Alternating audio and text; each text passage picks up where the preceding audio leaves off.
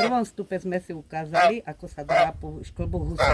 Takto vyzerá ošklbená húska. Vidíte? A už jej nebude také teplo. Teraz si ideme ukázať, ako sa štopú husy.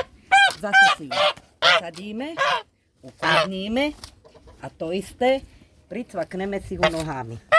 Máme ju pricvaknutú, otvoríme jej zobák a uvidíte, že to vôbec nie je násilné.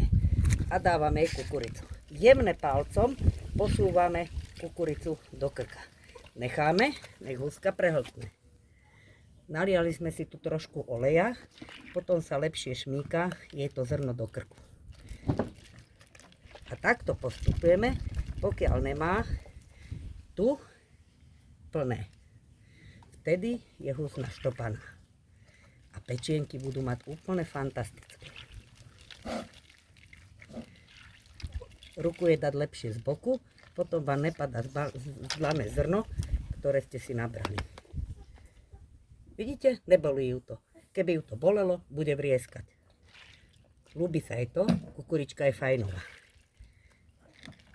Šikovná je, zapiera mi ten zobák.